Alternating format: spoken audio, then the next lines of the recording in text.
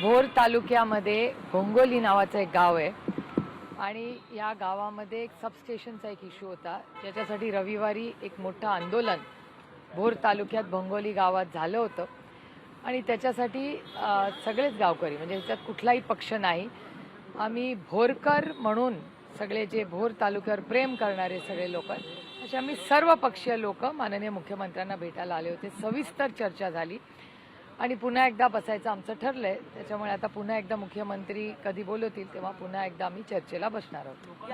या प्रकल्पावर आक्षेप घेण्याची कोणती कारण आहेत, कुठले मुद्दे आज मांडले? दोन चार, एक लँड ॲक्विजिशनचा आहे. लोकांना भीती आहे की शेती करता येणार नाही आणि भोर तालुक्यामधले अनेक गावं बाधित होतील.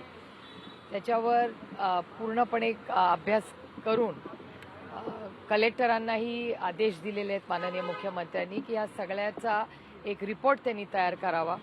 आमची अपेक्षा आहे पुढच्या काही दिवसामध्ये लवकरात लवकर निर्णय माननीय मुख्यमंत्र्यांनी घ्यावा. आम्हाला एक महत्त्वाची या निमित्तानं गोष्ट आढळली आहे की सत्ताधारी पक्षातलेच आमदार सत्ताधारी पक्षाच्या विरोधात आंदोलन करत होते.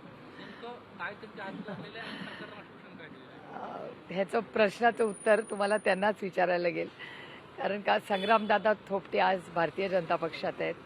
स्थानिक आमदार हे राष्ट्रवादी काँग्रेस पक्ष अजित पवार गटाचे आहेत. तिथे स्थानिक जे लोक आंदोलन करणारे आहेत तेही राष्ट्रवादी काँग्रेस अजित पवार गटाचे आहेत आणि त्याच्यानंतर आम्ही तर विरोधात आम्ही विरोधक आहोतच.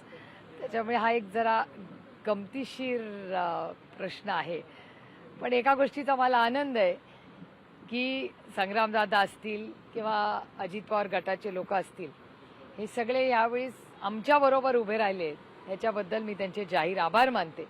आणि सर्वसामान्य मायबाप जनता जी कष्ट करणारी आहे त्याच्या बाजूनी सरकारच्या विरोधात आज भारतीय जनता पार्टी आणि अजित पवार गट हे उभे राहिलेत, त्याबद्दल मी त्यांचे मनापासून आभार मानते. कारण का शेवटी राजकारण चालू राहतं, राजकारण इलेक्शनला घेऊ, पण शेवटी जेव्हा मूलभूत प्रश्न येतात तेव्हा इतका संवेदनशीलपणा आज संग्रामदादा असतील किंवा अजित पवार गटाचे त्यांचे पदाधिकारी असतील, त्यांचे मी मनापासून आभार मानते.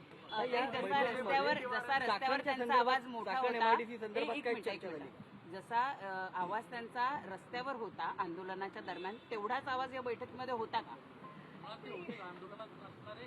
नाही नाही, त्याचा प्रश्नाचं उत्तर तुम्हाला अजित पवार गटाच्या आमदारांना विचारावं लागेल, कारण का आंदोलनात ते काही नव्हते, पण त्यांचे काही पदाधिकारी होते. पण आज मीटिंगला ते उपस्थित होते आणि एक सविस्तर चर्चा झाली त्या सगळ्यांची. त्याच्यामुळे बघूया आता माननीय मुख्यमंत्री काय रिपोर्ट देतात.